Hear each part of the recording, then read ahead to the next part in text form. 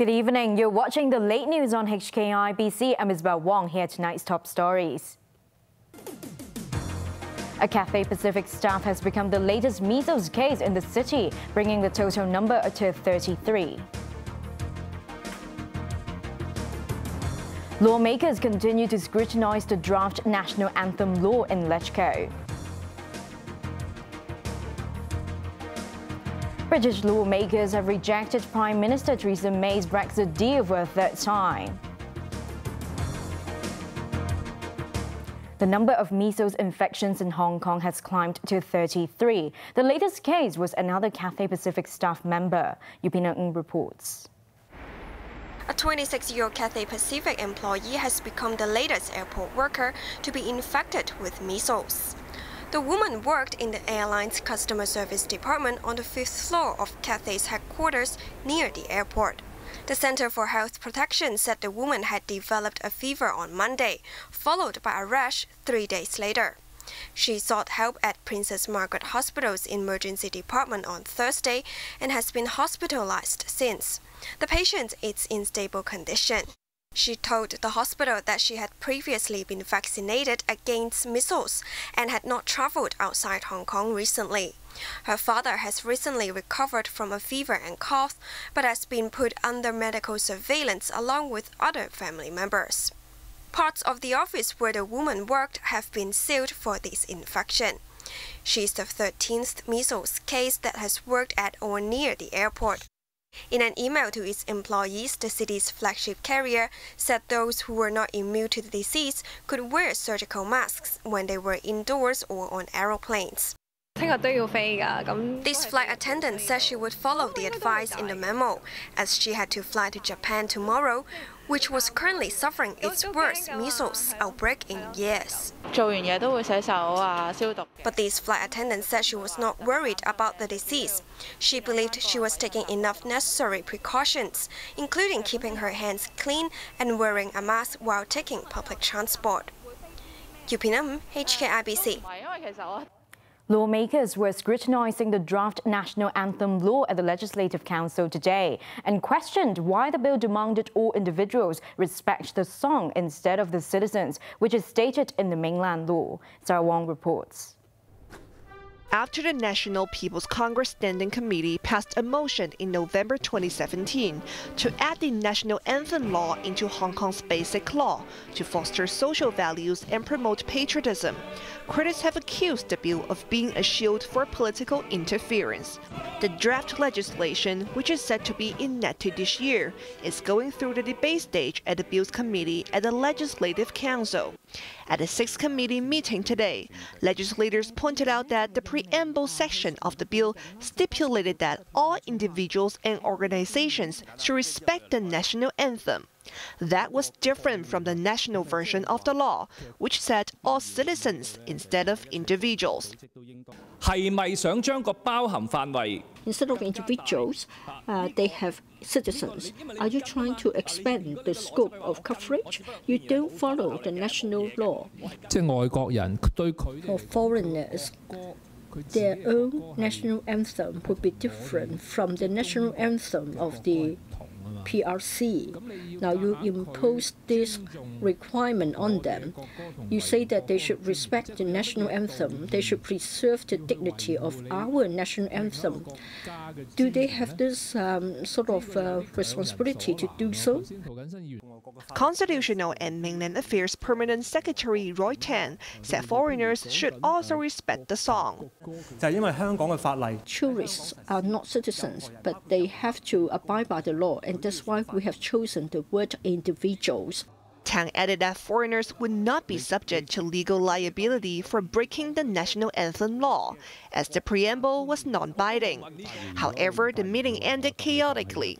Democratic Party legislator Ted Hui was thrown out of the room after he protested against committee chairman Martin Lau for denying him a chance to speak after the final call for comment. Sarah Wong, HKIBC. Security Secretary John Lee says only high-level mainland authorities will be able to request extraditions from Hong Kong if lawmakers pass the extradition amendment bill. He also believed there are sufficient protections for those who are charged with political offences. More from Yu Pina. The government's proposal to amend the city's extradition laws have critics worried that dissidents and activists in Hong Kong could be sent to the mainland for prosecution. One worry was who exactly from the mainland authorities could request an extradition. Security Secretary John Lee provided some details today. So I have communicated with my counterparts in the mainland. Their initial response is they will be centralizing requests so that it will be handled at a high level. They will centralize to ensure that the cases that are dealt with are cases that is worth the consideration of both places. The security chief also dismissed concerns that the legislation could be used for persecution. There are at least 3 clearly written provisions to say that political offences, no matter how they are described, they will not be surrenderable. For anybody who thinks that he may then become a political prisoner, then I think the law sufficiently protects them. Earlier this week, the government bowed to pressure from the business sector and agreed to remove 9 types of white-collar crimes from the amendments. The revised bill will only cover 37 types of crimes, including murder, money laundering, and corruption. But some within the business sector still did not believe it was enough of a concession. The American Chamber of Commerce issued a statement yesterday saying concerns flow primarily from the fact that the new arrangements could be used for rendition from Hong Kong to a number of jurisdictions with criminal procedure systems very different from that of Hong Kong. We strongly believed that the proposed arrangements will reduce the appeal of Hong Kong to international companies considering Hong Kong as a base for regional operations. But Lee stood by the amendment bill, saying the change would fulfill international commitments to fight organized crime. In a United Nations resolution, signatory countries have agreed that this is only for the overall good of this country and the world. So in order to have an environment which is free of organized crime, I can only think that it will benefit business environment. The proposed legislation would allow fugitives in Hong Kong to be transferred to the mainland, Taiwan or Macau on a case-by-case basis. If LegCo passes it, the bill will be submitted to the Council on Wednesday for first reading. Yu Pina, HKIBC. Turning overseas, British lawmakers have rejected Prime Minister Theresa May's Brexit deal for a 3rd time, despite her pledge to step down in exchange for their support for the proposal. More from Isabel Wong. March 29th was supposed to be Britain's Independence Day from the European Union. Instead, the Brexit hit an impasse with no clear way forward. Despite British Prime Minister Theresa May offering to resign as leader, her EU-approved Brexit deal suffered a 3rd crushing defeat in Parliament. The ayes to the right, 286. The noes to the left, 344. The withdrawal agreement was defeated by 58 votes, a significantly smaller margin than before. May lamented the result, but signaled she may make a 4th attempt. Mr. Speaker, I think it should be a matter of profound regret to every member of this House that once again we have been unable to support leaving the European Union in an orderly fashion. The implications of the House's decision are grave. This government will continue to press the case for the orderly Brexit that the result of the referendum demands. British opposition leader Jeremy Corbyn demanded May step down immediately if she continued to table the same deal in the legislature. The House has been clear. This deal now has to change. There has to be an alternative found. And if the Prime Minister can't accept that, then she must go, not at an indeterminate date in the future, but now, so that we can decide the future of this country through a general election. The House of Commons is planning to hold another set of indicative votes on Monday to see if an alternative option could command a majority. Brexit now! Brexit now! However, the Brexit delay has sparked outcry among thousands of Leave supporters. They marched across central London to protest against MP's betrayal. The demonstrators demanded Britain leave the EU in 2 weeks with or without a deal. Over in Brussels, European Council President Donald Tusk has called for an emergency summit on April 10th to address any potential alternative Brexit path, including a lengthy extension. Isabel Wong, HK, IBC.